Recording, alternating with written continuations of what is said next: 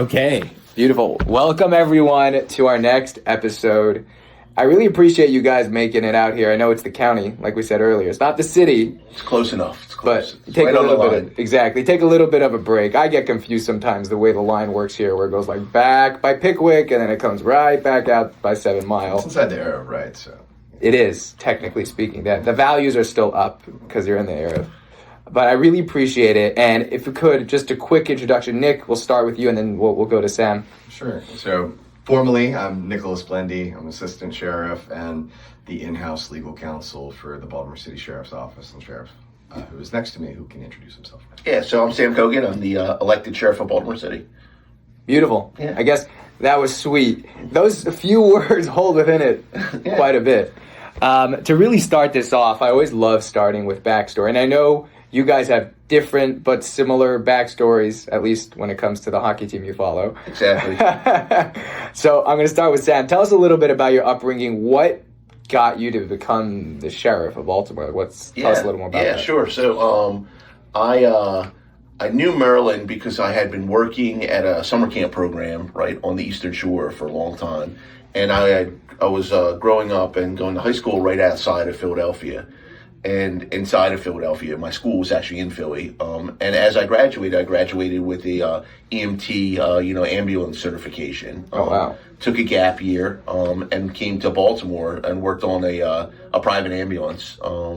And really loved it here. And What year was that? this would have been in 92, right? 1992, right? Showing my age a little bit, right?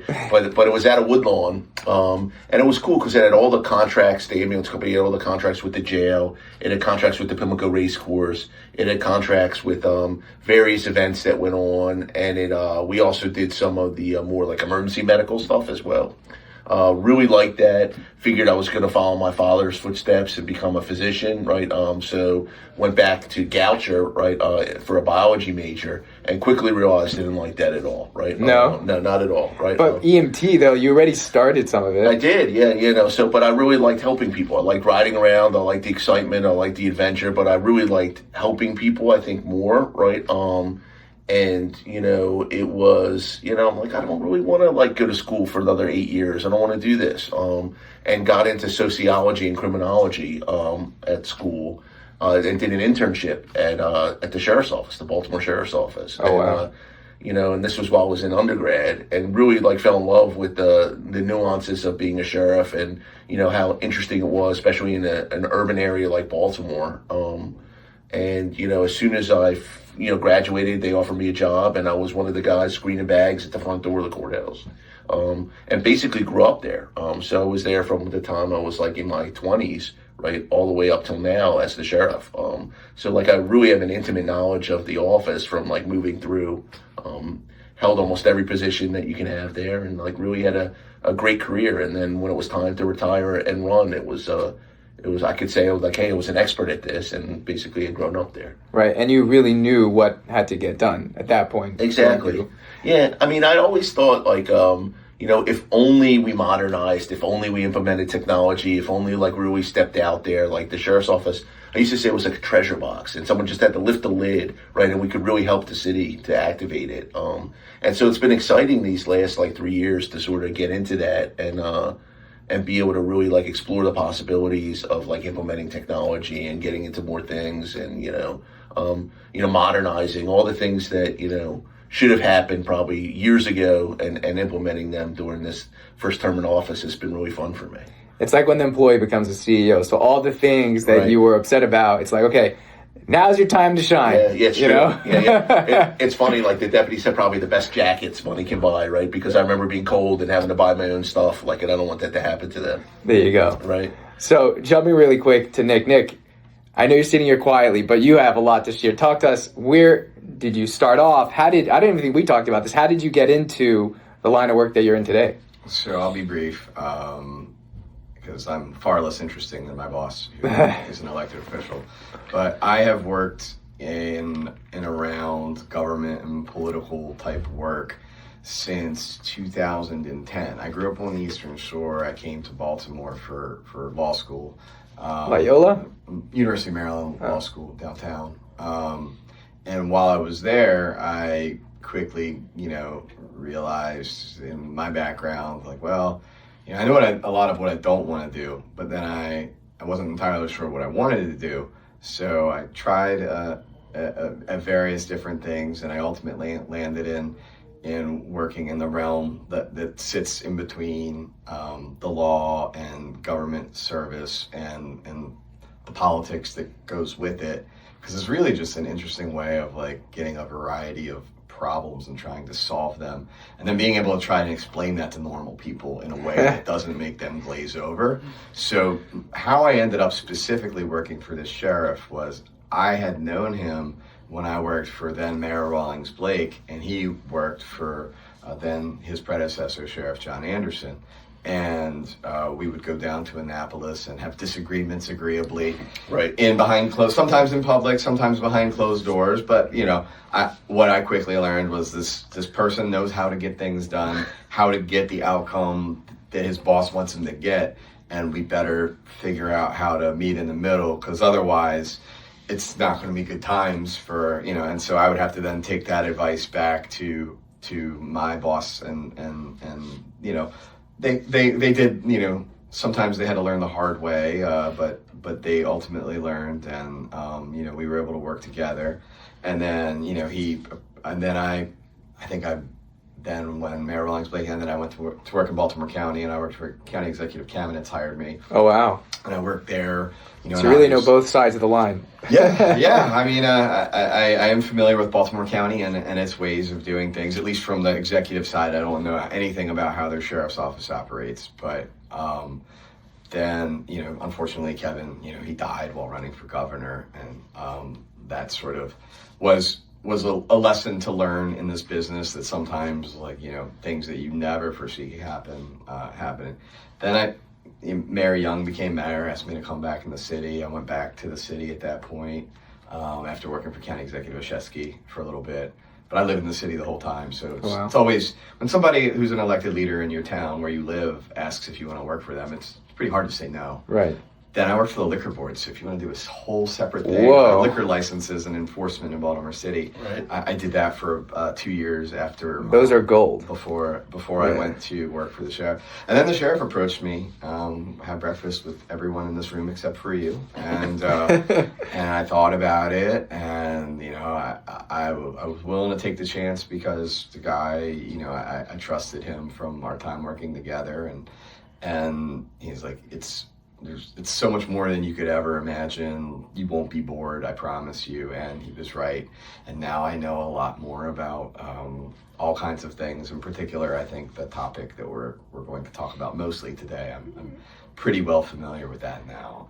So it's been fun, especially going from, I guess when you came in, there was like papers in cubby holes. Right. Oh no. Yeah, I think we should talk about this. Yeah. So like I have the and I ran and said this, but I am the first sheriff of Baltimore City ever to have a computer, right, on their desk, right? What? So like 2022. Yeah. 2022? Right. So, oh my gosh. Right. So we walked into like just a straight up paper system, and like we're talking like dot matrix printers and like no wonder stuff were crazy back then. Right, carbon paper and like we would like to imagine what the eviction section looked like back then. It was a giant like pigeonhole, as he described it, cabinet that had different bins, and like the work would get shoved in there based on like geographical location, and the deputy would take it out and they would come back and handwrite things on it and put it back in the pigeonhole, and someone would mail carry it to where it needed to go, and there was like zero recording, and we couldn't look at things in a good way. So it was that's what we walked into, and it's one of the reasons I want to get people like Nick on board is because we need that kind of expertise. We had to like really reimagine what this would look like. Did you have to scan like all the previous documents, or was it just like going forward you started using technology? So we had to first we had to look at like workflows, like how would we like implement technology doing this. And so we had a major who's not here. He might be someone to bring on again if we come back, right? And we sat down and we're like, we just got to trace what the workflow would be.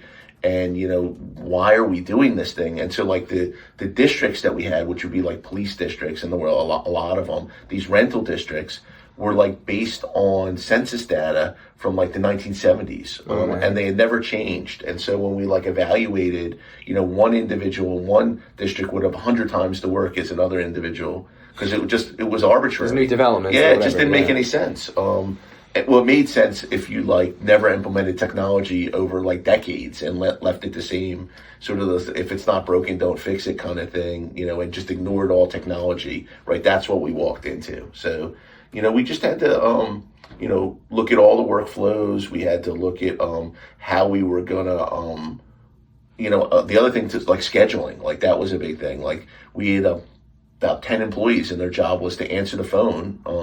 And if you were a landlord during that time period, I'm sure some of your listeners are going to know this, right? When they either call between a certain office hour to get a certain person. You needed to know who that was, right? And only they could schedule your eviction. So like, if you had a property in like Northwest Baltimore somewhere, you had to call Tuesday at 10 o'clock to talk to this individual, right? In order for them to schedule it for you. That's crazy. Yeah. And so and it had to happen during the day. It had to happen at that time. And like, it was very difficult to do these things. And so needless to say, it was wildly inefficient, right? And there was no way to really modernize it unless we really like rolled up our sleeves and dove in there to try to see what we could do. And it was both sides. Like no one won in that situation. It was like very intensive for the landlord to schedule something. The tenant, couldn't find out what their eviction date was and had all kinds of issues. And if you lose a document, then you're right. Just no one succeeded in that environment. It just was bad for everyone. And it caused massive confusion. Things would get lost all the time, and that was acceptable. People weren't getting notice that they were entitled to, which then jeopardized the underlying cases, right?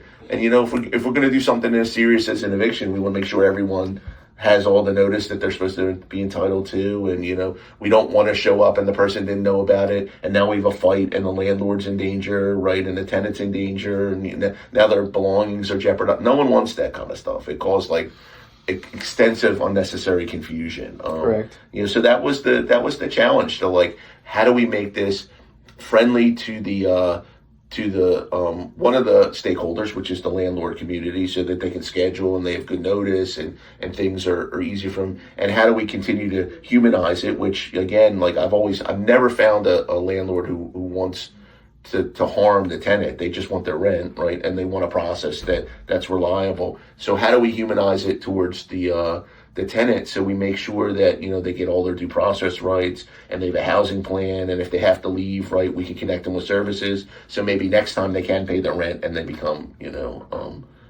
so that whole business was there as we walked in, and it was a huge challenge, right? How long did it take you guys to stabilize? I mean, I don't know if it's stable today, but stabilize.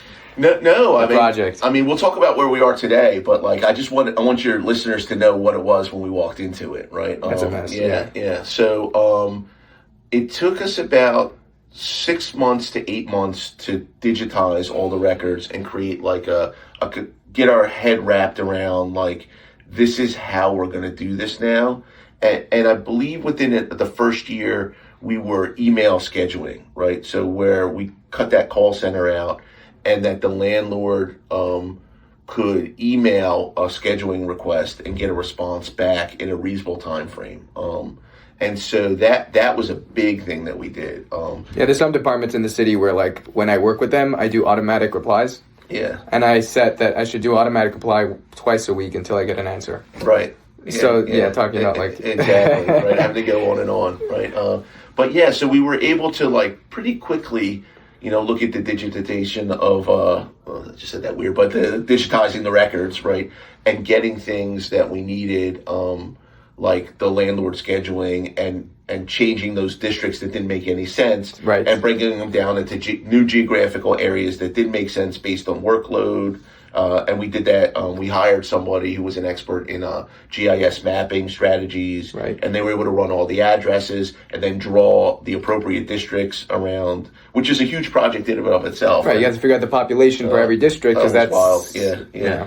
And then it was And then we had to deal with, on top of that, we had to deal with deputy sheriffs who were used to doing it one way and had always done it that way. And we're coming in and we're implementing a technology program that's ever changing because we're tweaking it. And it really, that in and of itself was a tremendous challenge. Right.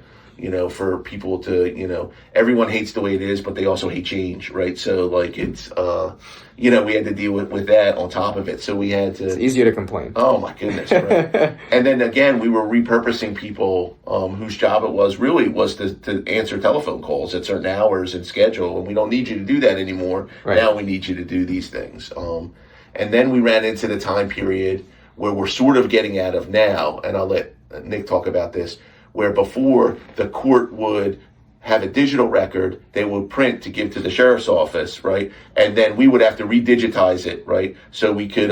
They can't email it to you? No, no. So, and that comes with MDEC. So I'll let him talk about that for a second. Right? Yeah, I think the sheriff touched on a really good thing, and I've worked in the city housing department. Like that was my first real government job in the city. That was back in 2009 or 2011. But learning how to be effective in a bureaucracy and deal with the things that the sheriff just alluded to. Like people do a thing, they're comfortable with the thing, and when you disrupt that becomes, most people will, as employees, they want to understand, but they also don't want to do a bad job and then get reprimanded for that. So coming in to manage and say we're not trying to confuse you or make you feel bad or get you out of here because this is a new way of doing things. Trust us, this is the way it's going to be because I'm the manager and, I want to teach you how to be successful. And this isn't unique to this, right? Body-worn cameras were a big deal for law enforcement when they first came in. They were very resistant. And now they seem they're very comfortable with it. And in many ways, it's actually helpful to their perception of events and, in these issues. Well, because I remember that from my time in the mayor's office, and that was when BPD was having to deal with all of that. Right. So we knew coming in, Baltimore City was the last jurisdiction that was going to adopt MDEC, which I think stands for the Maryland Electronic Case Filing System for the judiciary. And we had a new clerk who's younger and understood technology, and he's working with his staff to do that in the circuit court, and the district court's updating it, which is primarily where you guys care about. And just some of the inertia trying to get them to the sheriff. When I came on in the office, I found it completely ridiculous that they're still printing out these orders, right? They have it digital, they print it, and then you make it digital. Right, exactly. And we're going over and picking up paper and then scanning it. And obviously, the more times humans get involved in a record, the more opportunity there is for human error. Yeah. So we did ultimately, and not from the judges, right? The judges were absolutely bought in and please help us. Anything that can help. Who are you fighting? Flow. Sort of the inertia, everybody's got 10 different responsibilities, and how do we make our priority their priority? And so we were eventually, I think you talked to the chief judge of the district court, and he helped his staff understand that the sheriff of Baltimore City really needs you to set up this FTP server, right? Yeah. We had an FTP server when I went to University of Maryland in '97. That's how Master got around, right? We were doing fine. So I know I don't know how to do it, but I know it's been around for most of my adult life. So getting them to understand, and that actually I think they were genuinely surprised when we would go to these meetings and we're no, we actually know exactly when your thing came in, because we'd be in the meetings and digital, and everybody was. When a problem arises, everyone wants to point the finger at who's to blame, and we're well, we don't know what happened if the court case was on Monday, but we didn't get it until Friday because we did log that, and once you can show that, then that quiets everyone down. Oh, well, I'm not so mad at the sheriff anymore when they're saying I can't find my piece of paper. Well, let me jump in on that one. So one of the goals was to be transparent, right, and to be forward facing. So we want people to know. Right. Hey, look, the court issued it on this date, right? And we have this, for every right now. If you go to our website, right, you'll see every eviction filing by when it was signed, right, when it was received by the sheriff's office, when it was scheduled by the landlord and when it's scheduled for the eviction date. Forward facing, right? And then you can search it by case number, and you can't search it by address because there were some privacy concerns, right? But you can search it by the case number. And I think there's some other things you can search it by. But most of the landlords know. But they know how to do that, right? And so what that did is it stopped this back and forth between us and the clerk's office and the judges, where like the landlord wants to know, well, why don't you have the paperwork so I can schedule it? You have to call both parties to figure out who has the paperwork, right. and you get caught in this feedback loop, right? Yeah. Where the clerk is like, I sent it to him, right? and we're like, I don't have it, right? Yeah. Call the clerk's office, call the sheriff's office, call the clerk's office. Right? What's the lag right now between when they? I mean, I guess we're talking about the digital. Like, did they already? Is it already digital at that point yet? Or it's still not wholly instantaneous. Got it. I don't want to, burn anybody, but it's not. It's not there. I'll say this, but it's so much better, and it's getting better every day. And we have partnerships with them, and it's a learning curve for all of them too, because I think the chief deputy, actually, your chief deputy has said this. He's like, it's hard to explain to somebody. I can go into my bank account, right? And I can move tens, hundreds, thousands of dollars if I have it around in 30 seconds, right? Like, why is this such an undertaking? And the to go step all the way back, well, banks have been thinking about this for decades now, right? They've been doing wire transfers before that, so a computer and moving money around is very like in the fiber of the being of the banks, right? Well, you didn't have technology in the sheriff's office or in the court clerk's office really until the sheriff starting in 22, and then the court, I think MDEC went live in 2023, maybe 4. I can't remember. I think it was 24. Wow. I think it was March of 24. So we're really like a year into like beta testing this, and it's evolving. I've used it before. It's really it's great. And I mean, we did finally. This actually, you can break the news that we got. Hit it. Okay, with not as much help as you would have hoped, but with the backing of the local judges for sure, we finally got an MDEC account, and we were like, literally, you would think that, right? How are you not a party to the case? If you're a landlord, how is the sheriff has to serve my paper? How is that office not a party to the case?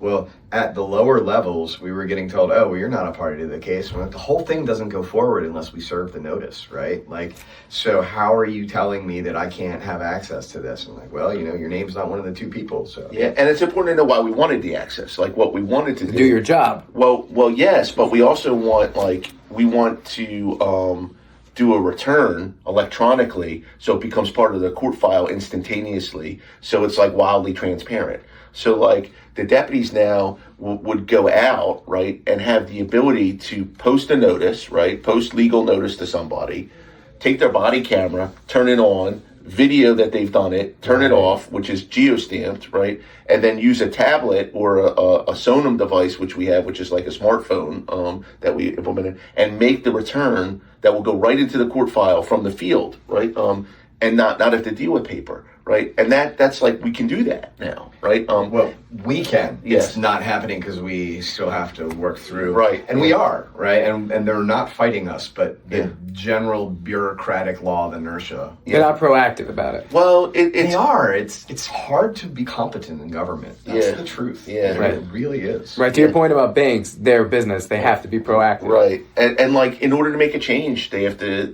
change the law sometimes. Yeah, and they have to hire the contractors and bring them in and give them the scope of work just to make a very small system change, not on our end, but on the courts and the systems end. Right. And I guess that's important, right? So you don't break something by fixing something, but it slows everything down. But like, that's our goal. Like, that's really like where we want to be. And people have seen what we're doing. Like, I know the Howard County Sheriff's Office has come in and looked at our technology that we're implementing and is looking at modeling that for their sheriff's office. It's interesting because, to your point, by the way, I do happen to think in general the city's records is a lot better than the county's, whether it's water bills, taxes. I mean, the county uses the city's website for water bills. Right. So it's interesting to see for what you're doing also, now Howard County's coming in. Yeah, I mean, it's like we had a landlord company in, I forget which one, and they're like, you guys are being wildly proactive at this, and it was really good for us to see it, right? So, and that was early on before we were able to like really roll this out. But it really is it's completely different from when we walked in the door, and the records were paper and pigeonholes, and you had to call a call person, and because now, like I said, to the point, we don't have to print the record out anymore. So the whole data entry that was like people's jobs, multiple people's jobs, when you look at the paperwork volume, is processing the record by getting in a paper copy that's been signed by a judge and data entering that and then filing it in a file cabinet where it had to go, right?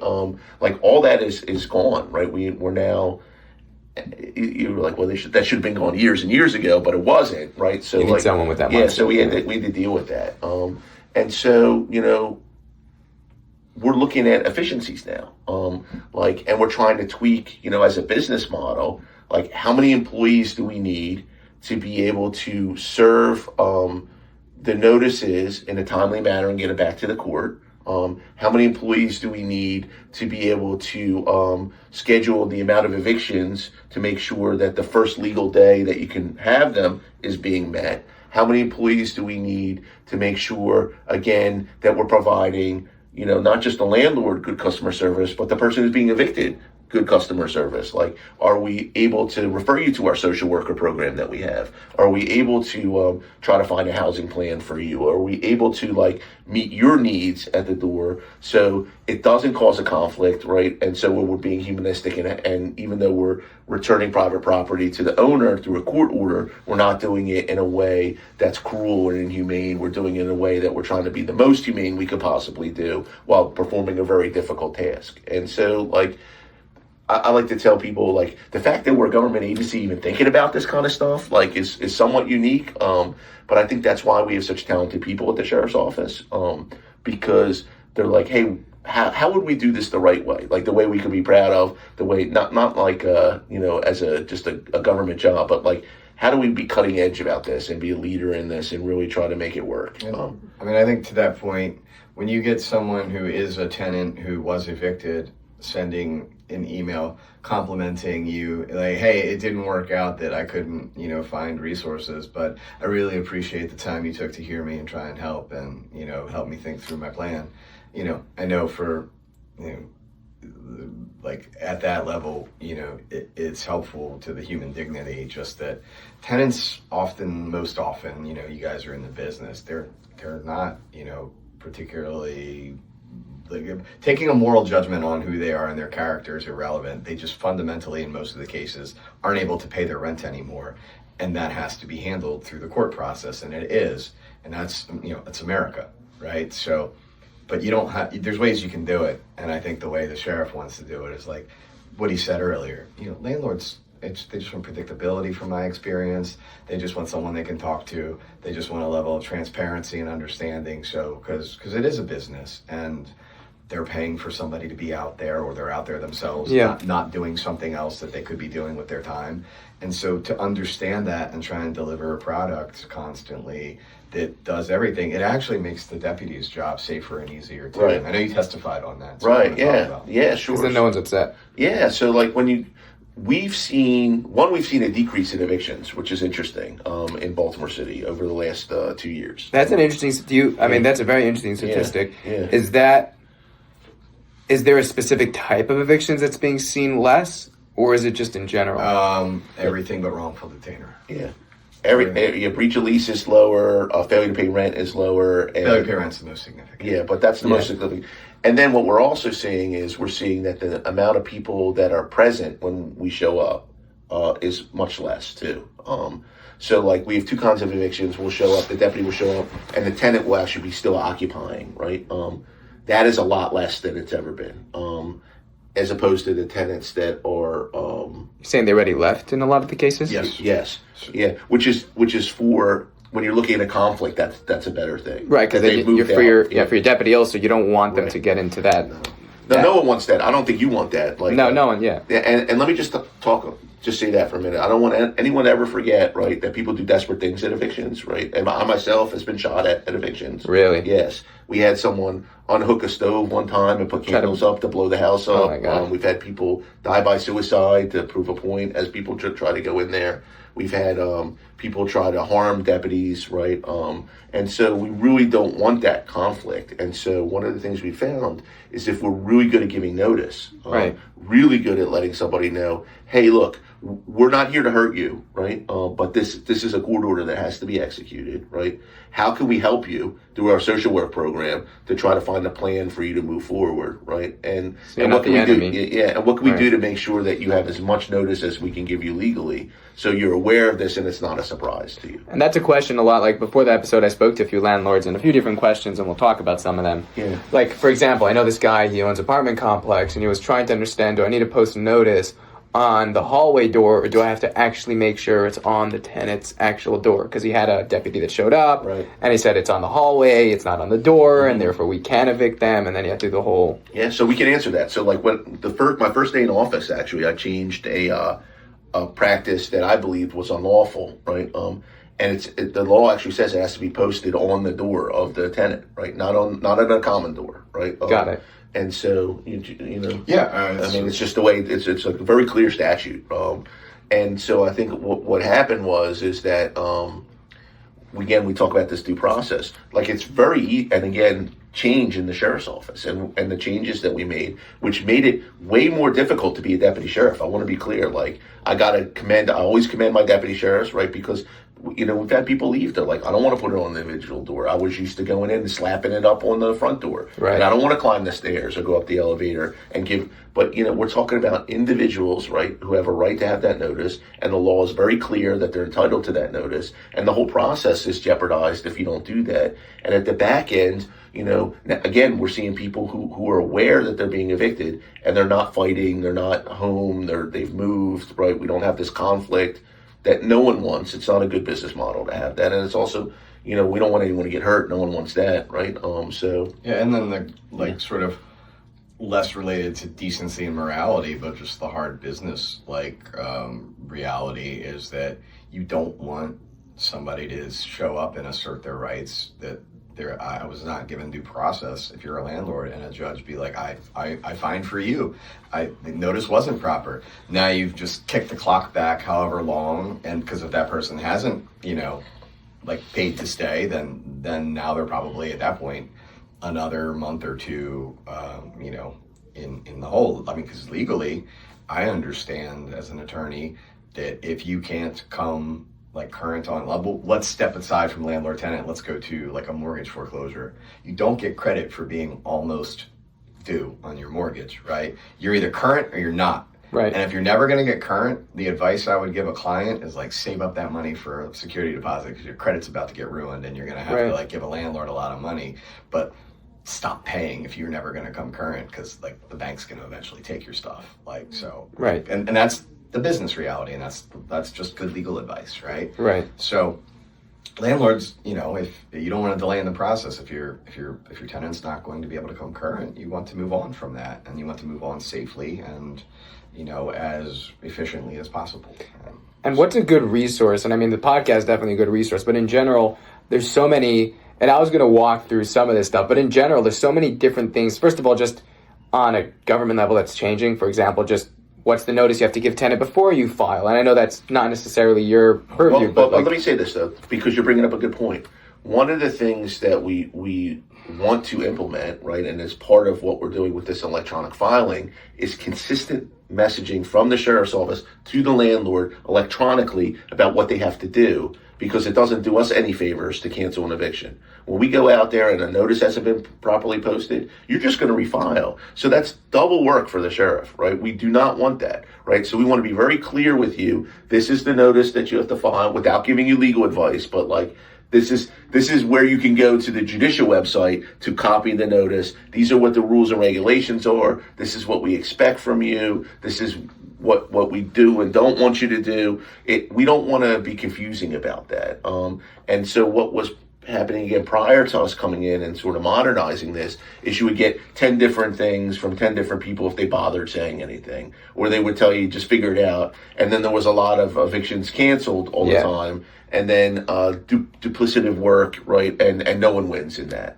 And then often the tenant who probably might have had the rent for that month now owes 3 months rent and is getting evicted, right? So it's not it wasn't good for anyone that way. To your point, I have a perfect and timely example that will probably causes me confusion just to say it, which is what has been the fallout from the Todman case. If anyone's familiar with, there's a Fourth Circuit opinion at the United States Court of Appeals, Todman versus Mayor and City Council of Baltimore, and that was fundamentally about the deficiency in the property abandonment statute that the city has locally. So obviously, the court order for an eviction is, if we're getting, and hopefully if I say anything wrong, I'll get chastised by the lawyers who listen to this podcast, but I think I got it now. Pretty confident I have it right. So what you're granting when you lease real property is the right to possess. Right? But you hold all of, in the law school bundle of sticks is how we think of property rights. Like you're giving that one stick out of the bundle. Correct. And when you file for the eviction action, you ultimately get to the warrant. The warrant restores the warrant restitution. The warrant restores the possession to the one who gave it away to the tenancy, destroying the tenancy and restoring full rights to the owner. So there are, as I'm positive your listeners know, fundamentally 4 different ways you can get to that place.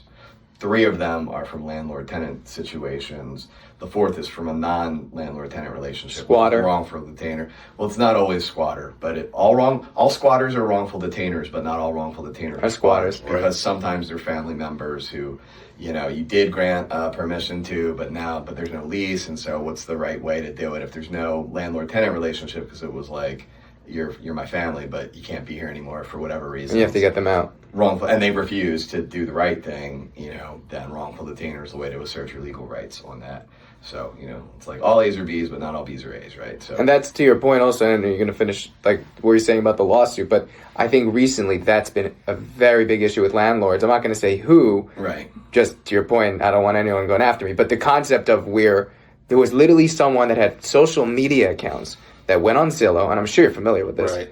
Looked up every vacant listed property, broke in, and this is problematic. And this was funny to me about the way that the city eventually took care of it, is that it's one thing if you want to protect the tenant's rights, which, everyone should have their rights. But now, even the tenants are getting messed over because they think they're getting a lease when really she is lying to them that there's even a lease in place. So you want to talk about wrongful detainer now, or can I finish this? Finish this, but yeah. Okay, yeah. but then let's go to the squatter because we it's very interesting to us as well. We also came in here expecting to have to talk about that. So to finish the thoughts, the 3 legal ways, or not legal, they're all the legal. leasing. The 3 lease ways to remove a tenant is summary ejectment for failure to pay rent, which is the most typical by far. Breach of lease, which is typically if they violated some term, like you're getting, they keep leaving, getting code violations, and you put them on notice, or they're running some unlawful criminal enterprise in there, and you come, like, that's a separate one. And then tenant holding over, which is when you had a landlord-tenant relationship with a fixed lease, the lease expired, and in Baltimore it's 60 days, right? It's basically a 60-day notice to go. So the Todman case, the old statutes, the way the city used to deal with the personal property, right? So anyway, I'm sorry, I skipped an important point. So when you're doing the returning possession, right, the landlord-tenant action, all you're handling is the property right to the real property. So what do you do with the personal property, or the chattels, as like the furniture and chairs and anything that's not the fixture, tenants, a fixture, or the house or the apartment itself, right? So the state law covers everything we've talked to about, other than the personal property. Personal property is left up to the local government. So it's Baltimore County rules in Baltimore County, Baltimore City rules in the city, and every other county for that. So there's no uniformity in that. In Baltimore City, at the state level, in Baltimore City, it used to be, way back in the day, that in city code, it all became, You cleaned it out, and it all became property of the director of the Department of Public Works. And so they would have a big warehouse where they just stored stuff. And if you wanted to get your stuff, you had to contact DPW. Yeah, but it'll be carried out like of the apartment to the street, to the curb. Right? And DPW will pick it up. Sometimes, in theory, which is bad. But that also has derivative, like externality effect. If you live somewhere on a block that has a lot of tenant turnover, now you're dealing with their stuff being on the curb, and that doesn't look good and make you feel good about being a property owner or even a tenant in that neighborhood, right? So they did make a step in the early 2000s, which is an improvement, but what they didn't do was make it uniform. So they said for summary ejectment, you have to give a notice with failure to pay rent. So you have to give a notice that, you're at the risk of like losing your property. Your property, anything not moved out would be deemed abandoned at the time of the eviction. Right, and it had to be posted on the by the door, landlord, right? Just like the other posting, right? That you have to give notice to your tenant, the mailing and the post. It had to be mailed and posted, and it had to be mailed. So you have to do both at the same time? Confusingly, it's 14 days in advance for the mailing and 7 days in advance for the posting. Then this is just failure to pay. For tenant holding over and for breach of lease, you didn't have to give any notice about it. And for wrongful detainer, you're not required to because there's no landlord-tenant relationship. So, your stuff shouldn't be there anyway, in theory, right, legally. So what the Todman case was a tenant holding over case. And ultimately, the Fourth Circuit decided your statute's the problem. People aren't being given, like you're basically taking their property and you are liable because your statute gives the landlord cover. So and by you being Baltimore City passed a law that is unconstitutional. That's unconstitutional. The mayor and city council of Baltimore passed. They didn't strike it down as unconstitutional, but they basically said in the again, for the lawyers listening, they said in the footnote, you didn't make a facial challenge, but boy, if one comes back, we're sure ready to strike this thing down as defective. Because they're taking over someone else's property. They're effectively using government power to do an unlawful taking, is the short of it. Right. Because without notice being given to the tenant, like there is in the rent cases. So like in a rent case, the landlord has to, I'll non-lawyer it up, right? In a rent case, the landlord has to post it on the door and mail it to him that your property is going to be abandoned, right? But you don't have to do that if the tenant outstays their lease. Holding over, right. So since that notice wasn't given, the fact that their property then was deemed abandoned and taken from them, right? That's where the constitutional violation lay. And this is actually going to come up in a council bill soonish, right? I heard something's changing about this, yeah. So I can say we went down, I think the bill was called the Tenant Possession Recovery Act, which passed last session. And we took no official position, but worked with the people on the bill, the elected officials who were debating the bill, and said, we're agnostic to what you do as long as you cure the Todman defect. Because the sheriff, when he came in, the Fourth Circuit makes the opinion. Yeah, so let me say when did this lawsuit start? Yeah, well, let me say this stuff because this is important, right? So I just come into office, right? This is November 30th of 2022. Yeah, I just come into office and boom, this thing comes out from the federal courts. February of 2023. That there's a constitutional violation with the tenant holding over evictions that are being done in Baltimore City, right? And so the very first thing I do is I was like, okay, well, we're not going to do evictions till we figure this one out, right? For a little bit, so I put a pause on it, right? And I get all the hate mail from the landlords. Only holding over evictions? Only the holding over. Only the TH. I get all the hate mail. What is he doing? Breach of lease too, because that was the same concept. Because that was not covered by the statute either. Right, but I'm concerned about it, right? So I think that's what you do. You don't go do actions where people are going to get put out of their houses, and that would have been wildly irresponsible. And I take the time, which was only, I think it was a week, right, to write the attorney general who represents me and say, what should I do about this, right? And get advice. And with that advice, we formulated a protocol where we were going to, as the sheriff, right, post notice on the doors when these tenant holdovers were being followed. So we would give them the rights that they wouldn't have, them being the tenants that were holding over. So we wouldn't have this problem while Baltimore City, right, figures out what they're going to do with this law. And it just, ended up that I think we had a difference of opinion. I think Baltimore City thought they were going to win on the appeal, and it ended up they lost on the appeal. Well, it's an obvious issue. Why don't they just give notice like But- you do for an eviction of? Litigation strategy reasons, I assume. It's kind of an admission of fault, I think, in the minds of some lawyers. Yeah. If we changed the law, even though that would moot the case, right? I think they were like, well, we don't want to pay this one judgment of $186,000. So what ends up happening? So I made a decision. Right. I'm going to use my resources, right, which we don't have to do to make sure we post this. And the city's position, I think, was, well, we're going to win on the appeal. And this took 2 years, right? And during those 2 years, we protected the city from liability because we posted the notice, right? Right. Had we not done that, right, and the appeal was lost, then someone probably could class action all of those cases, right? Because they didn't listen, right? Right, because they were already on notice, right? Yeah. So we go down, right? So we just bring Todman, because advocates who are seeking to change the law are telling the Todman story, and they have their perspective, and that's a direct tenant advocates and landlords are directly in competition on legal changes, and we were able to step in and be here's our perspective as the people who do the eviction.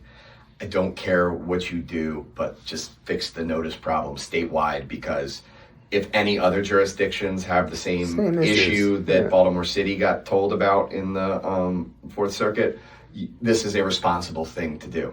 So they changed the law, but the way they do it was the sort of friendly, like, we'll give flexibility to the local government. So it's wildly confusing right now. So I'm going to run through it real quick. And I think this is actually helpful because I think A lot of people ask me about this. I've given some guidance to landlords that's pretty, like, I can't tell you what the law is, but I can tell you I'm not your lawyer, but I can tell you practically what I would suggest would be the best operational way. But right now, so the way the law changed said that if you haven't set a notice at the local level for any of the three, breach of lease, failure to pay, or tenant holding over, the state is setting it at 6 days that you must send a mailing and post both, right? So you send the notice of, and they give you the language that you have to include, right? It's in state law, like you are at, whatever it says, you are at risk of losing your personal. where can they find that in case it's a mention? I want to say it's in the real property article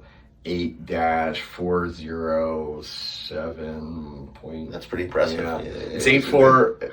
Now, is there somewhere they could look this up online? Yeah, I would advise them to go to like probably the state DHCD. I think the tenant landlord, that new office that they created, tenant right. I think they talk about it from the tenant's perspective, and so you could digest. And to your point, some of this stuff, it's like, how do you find? Like, it's like what you're saying. It's like, this is my advice, but I can't tell you. No, this is not my advice. I'm not your attorney. This is not binding legal advice. This is just words. This is legal research that you can. I'm going to recite it so you can go look it up and double check me.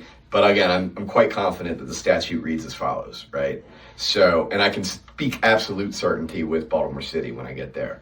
So, and if the local government wants to lower the notice, they can do it down to 4 days. And if they want to raise the length of the notice, they can go up to 14. So it's somewhere between 4 and 14 days throughout the state. Now, some of the counties have already taken action on this, others have not.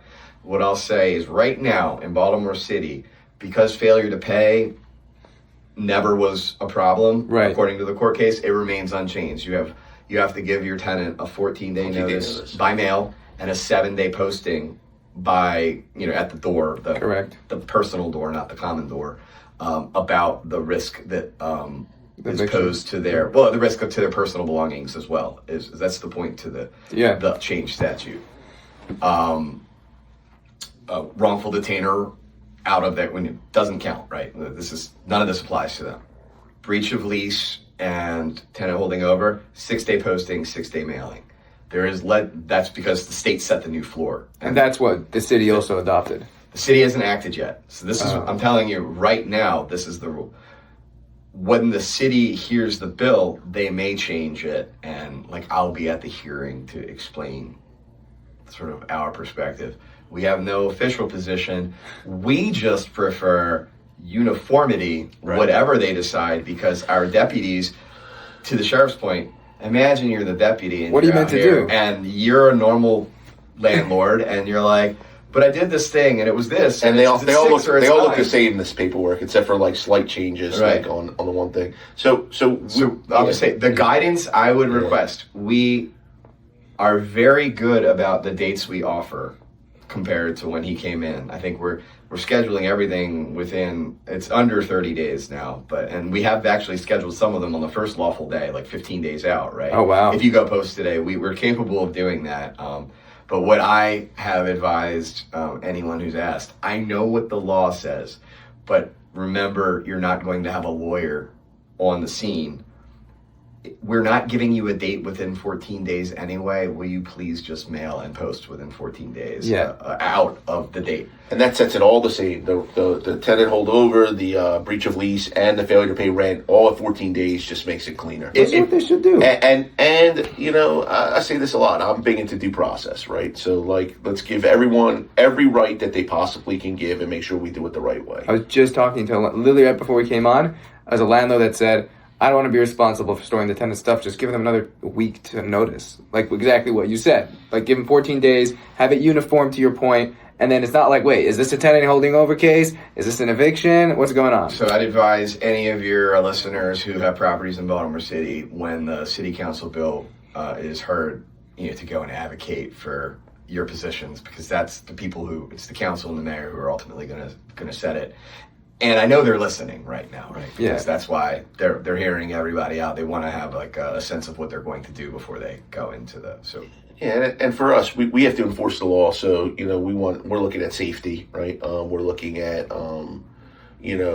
protecting people and protecting their rights. We're looking at due process, right? But we're not going to weigh in officially on this one, right? Other than to say, please pick something and make it the same. I don't actually. Whatever you think is best. Right. So please make it the same so our deputies don't get confused. Because what happens, as your listeners know and as the sheriff knows, if a deputy is uncertain about it, they're going to send it back to the court that day, to go to the 1:30. They're going to stop it. If they start to feel like, well, all right, how it should work, only in situations where they start to feel like they're making a call of a judge on the scene, they're supposed to kick it back. I think sometimes, there's confusion or they drift, and certainly he is big on the customer service aspect of it. So I know that we like to hear from landlords who have different opinions so we can help clarify. Part of the reason I showed up after the sheriff is I was talking to one of the district court judges, and that judge had given a very reasonable request. Can you just fill out the form this way? And we were going, just because sometimes it's not entirely, and it's a wildly confusing form. It's the new wrongful detainer service form. It has like 5 different things you have to do. And so I was like, Your Honor, how do you want us to do it? Because you're the ones who are going to make the decision whether to move forward. And they were like, do it this way. And so like, here's the sample, make sure everybody knows how to do it that way. But that's, we don't want to waste anyone. We don't want to waste the court's time. We don't want to waste our time. We don't want to waste the landlord's time. Yeah, we want it pretty much in the most simple process it can be, given the most notice we can, where everyone understands what the rules are, and it's really clear. We can give everyone advance notice, the landlord advance notice about what they have to do, the tenant advance notice about what they can do. And so when we show up, because our role is to be the peace officer, right? We're not on the landlord side or the tenant side. We're on the side of the law and make sure that the peace is kept during this transaction. When that happens, and everything goes smoothly according to the law and there's not violence, right? Then we've done a good job when it comes to that, right? Right. So, and now let's talk about squatters. I know you want to talk about wrongful detainer, like because that started really piping up. Let me just say this, right? There is a fundamental unfairness in like what I think people saw in like someone just brazenly selling other people's properties, right? And sort of like taunting, the legal system and these like loopholes that like, I don't think the only thing I've seen people get more upset about are the package thieves, right? But this is like fundamentally unfair, like that people are seeing this kind of stuff. Right, and to your point, I think it affects, like we were saying earlier, the loophole is not just landlords. Now you're basically messing over the landlord and the tenant. No, the tenant. I mean, here's the thing. Like when I came into office, I thought I would be able to uncover like this stuff and make some felony arrests for some of these like serious, and it's almost impossible to prove one of these cases, right? The way that it's written.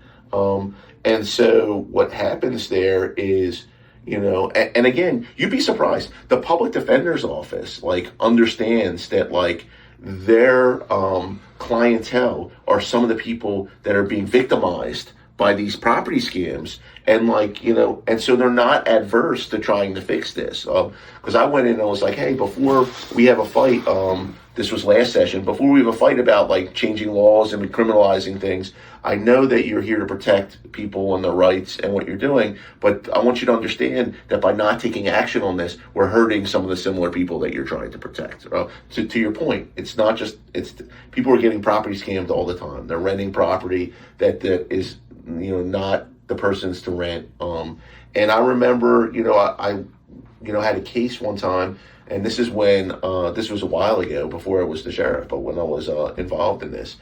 And it was a really kind woman who had worked at Home Depot and saved for years to get her security deposit and got scammed, right? Oh, and now her money's gone, and she has no way to get it back, and she's in a property that she can't stay in because it wasn't lawfully rented to her, right? And so, like, that is the case. And so, again, back to your point, and what you said, I think everyone needs to know, like, for the sheriff's perspective, like, I'm uncomfortable having a sheriff go and make a decision about whether something's legal or not legal, like a judge in the street. And so I think that's where it comes in, because if we're wrong and we put someone out of a property that they have a lawful right to be in, you're at risk. Oh, it's a multi-million-dollar lawsuit for taxpayer money. We're at risk. We're doing things that we're not supposed to do. We did check to see what we were allowed to do under the existing law with our assistant attorney general, and, like, the short answer, not to be like a nerdy lawyer getting into the weeds,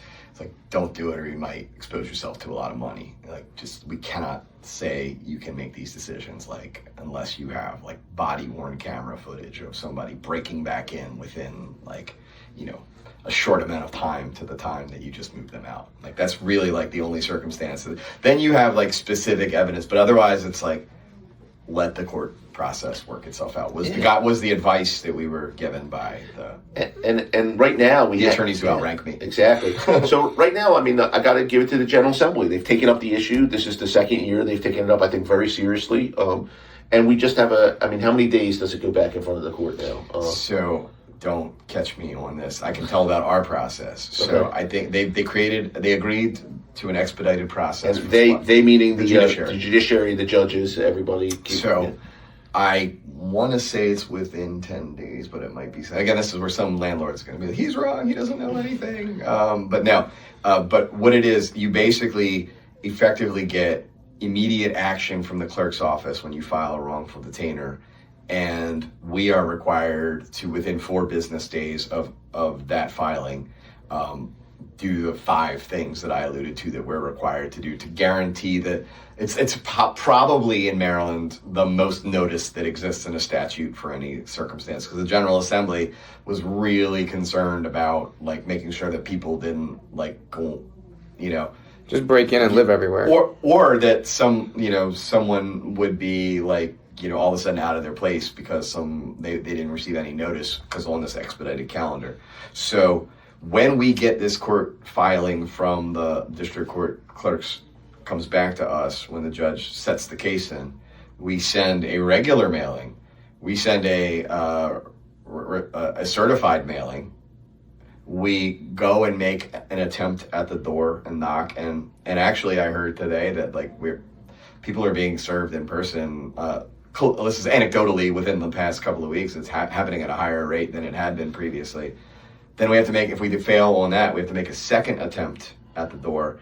And then what we do is, if at the second attempt to personally serve fails, we post on the door that your court date is this day for the wrongful detainer case. And all that has to happen within 4 business days. Yeah, and the whole purpose of that is to try to take the profit out of this. Right. So the way it was prior to this new law coming in, it came in October of this year. October 1st. Or last year, Correct. right? Yeah. Was that it could be months before you got a court date and got somebody out. Now it's a much shorter window, with the goal of, like, taking the profit out of this. Like, you can't occupy a house for 3 months, right?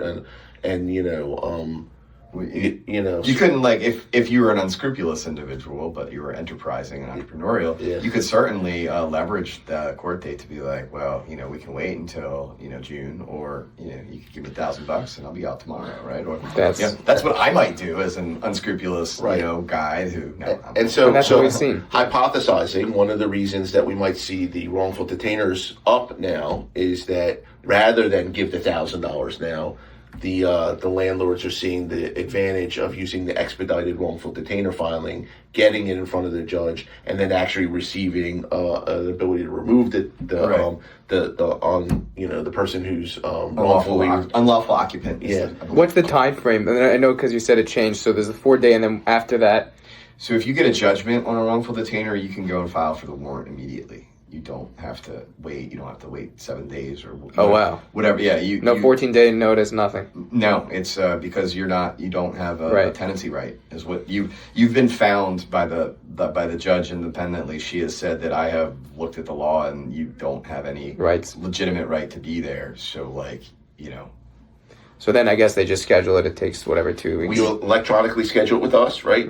And we do them every week. Yeah, so they're done. They're done every week. And one of the things people asked us and asked me and asked Nick, like, do you guys want to weigh in this year in the General Assembly on some of these bills that are going on? And I will be down there tomorrow to just be informational on one of them. Yeah, but we sort of talked to some of the delegates, and we said, let us see what happens, because we just changed the law. Right. We're still working through the note, like everything with the court. Like it's a lot of work. It's new to all of us, right? And it has not been completely smooth. It's very, it's a tight window to 3 notice. to do five notices, because you have to do the mail and go in through person maybe 3 times. Wildly foolish things that you wouldn't think happen, like the city changed its certified mail process.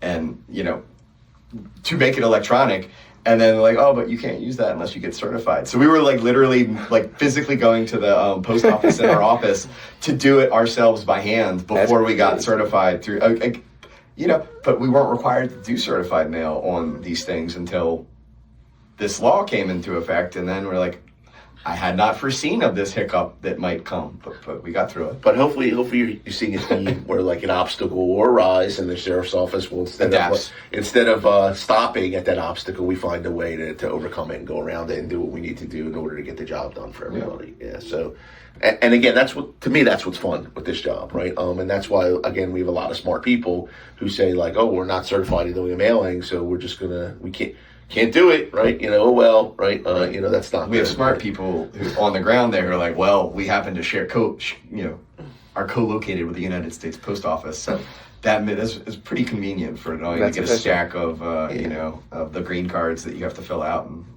Correct. Yeah. But I just want to go back to it's very nuanced to the squatter issue.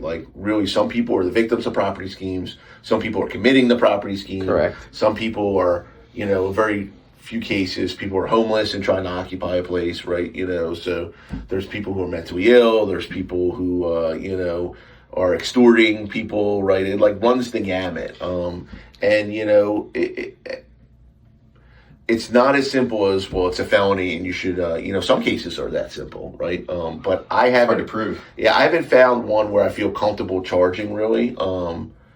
Because you really would have to see someone breaking into the property, and very rarely do you have the footage of someone actually doing that. Right, but I'm saying if someone came to you with their Ring camera showing them breaking in at that point. Yeah, I think we would entertain looking at that for criminal charging. Yeah, we would certainly have more to go. Then we'd have to have a conversation with the state's attorney and exactly. What's the appropriate way to move forward with all this, because that's ultimately work that falls on them, right? Are they able to go after individuals that were, there's not many, but there were some individuals creating this scheme. Is there really any way for them to go after them, or it's more just building a back-end system to once it happens? I would say this, it sounds unsatisfying, but the amount of work that would go into getting something on a criminal charge, and I'm not speaking for the state's attorney at all, so don't impute this on him and his staff, but as just a lawyer who knows what the standard of beyond a reasonable doubt is, that is a lot of stuff that would have to go in. Or you'd have to get an admission or something like that. Yeah, you'd have to get an instance where somebody basically yes, I did this crime, in a sworn statement, that would be the type of thing that, like, all right, now the type of resources we're going into are not. But to, like, people, I mean, we found that there's people in, like, North Carolina. Like, and in Baltimore City, particularly, and I think other police agencies adopted this. They're like, send it to the court, to like the judge. They found out that there was a civil remedy for this and opted to direct everyone to that, right? So, that didn't help us any at the sheriff's office when that happened. But there's actually like a general order within the Baltimore Police Department that talks about this. And, it's very narrow circumstances that they'll even entertain, other than say this is a civil matter and you have to pursue it through the court system. Right. And I mean, and that's wildly frustrating to somebody who like finds people in their properties. See that. Yeah. Last session there were, I want to say, at least 5 different bills that 5 different elected officials all throughout the state of Maryland had introduced, because they all had a constituent who had encountered some terrible fact pattern where, like, they went on vacation and then they came back and somebody had posted up in their house, or it was the gamut. Like, when I was in the General Assembly listening that day, I was like, okay, I'm not crazy. This is a thing that, like, it's not unique to us, right? I will say, I want to clarify something you said earlier. Wrongful detainers were up in 2024. I think the attention that they got made it hot, and then they went down in 2025. And what we're seeing since the law went into effect is a trend back upward, but hopefully for the reason, the hypothesis the sheriff has, that people are probably using it to do, instead of being extorted and kicking out moving expenses, right? I was going to say, because I've seen a lot of, I mean, this is more of, like you said, just a verbiage, but I've had landlords that have mentioned that because it takes them so long to get these squatters out, they're just handling it in their own way. Which I think was the solution in the General Assembly. Well, what if we made that a shorter time frame to demonetize the criminal activity? The market incentive is taken out of it. Yeah, exactly. If you're willing to, like, well, if I'm going to get in front of a judge within 2 weeks, let's not show up with the shotgun. And the sheriff's ready to go every week, is running wrongful detainer evictions. Then that disincentivizes people from having to. And people get all the notice they need to get, right? And we're not arresting people, I think, But, I don't want to say there's not a place for a criminal. That's one good thing about being the sheriff. We do the civil and criminal, right? And so if we encountered something that was like, like an obvious criminal case, we would be interested in that and have to look at it, make sure it met all the elements. But, like, we're not saying we don't do that. It's just like, there are quite a few elements, as Nick alluded to try to prove something like that would be difficult because of just the nature of it. Right. I mean, in some cases, I think they even signed the leases and they made videos of them doing it and joking around about it. Right. Which was just... We heard a lot of anecdotes, but what we realized is in some cases, it's almost like a RICO thing. Like it's out of state people who are using social media, marketplaces. Really? Out of state?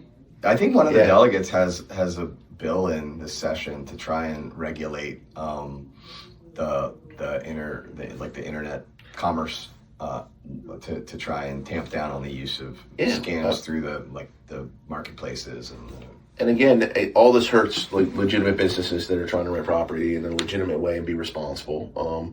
And again, it hurts, people who, a lot of people who fall victims of these scams, again, are people with bad credit, right? Who are willing to take a risk to try to get something that's, too good to be true, which ends up being too good to be true. And aren't the kind of person who's going to do the research. But, if like Facebook Marketplace or some of the other venues would validate that this was a legitimate property or this was a legitimate property owner, a lot of this would fall out of you wouldn't have these problems. Which is interesting to your point. Yeah. Facebook is very strict. I'm sure everyone here has Facebook. Like, if they don't think you own that profile, if someone reports you, your account's shut down. Right. What do you think to this stuff? It's just like... Yeah, well, I mean, it's a problem. Like, no one wants this. This is a problem, right? That hopefully this legislation has curtailed, right? To a degree, and then the way that we're making sure that we follow the law and getting notice out quickly and doing what we need, and then having deputies available to do it.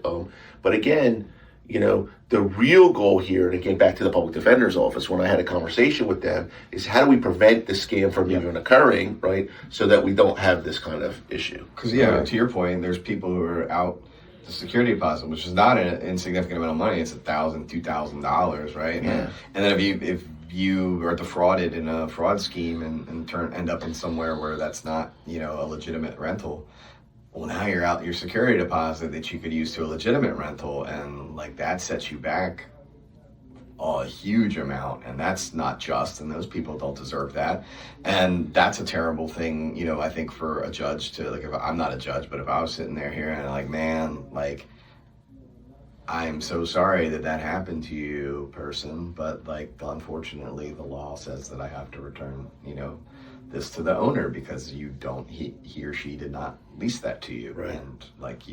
And that's just an ugly place to be. Yeah, it's not good for. I think Dylan Siegelbaum in the Banner wrote a story about this pretty good about someone who bought a house and then there was squat. I mean, I'm intimately familiar with it. I think he might be writing a follow up to it. I think I read that article, and there's the one that's been going around social media, which is not Baltimore City.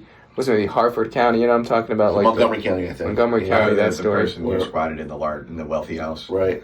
Yeah. I mean, but again, people just like they look at it and they're like, "What?" I think anytime there's a loophole like this, and there is, right, that are people exploiting, it becomes like a fairness issue, and people are like, "What is happening here?" Yeah. Why can't someone do something about this, right? Correct. But I think it's getting a lot of attention, and I think really smart people and really careful people are trying to put together something that deals with the nuances in this, so we don't trample on people who are victims, right, of property schemes. I'll toot my current jurisdiction's elected legislators' horn for a bit. I will say that universally, all members of the Baltimore City Senate and House delegation actually do very much understand and care about this issue because they've all had a constituent touched in a bad way that's not satisfactory, and they are the ones who can do something, and they did something about it, and they continue to be engaged. So I'll say that, no shade on any other jurisdiction, but I deal with them mostly, and they're very understanding and thoughtful and fair, I think, on it. I think they hear the landlord's concerns and they hear the tenant advocates' concerns, and I think they arrive at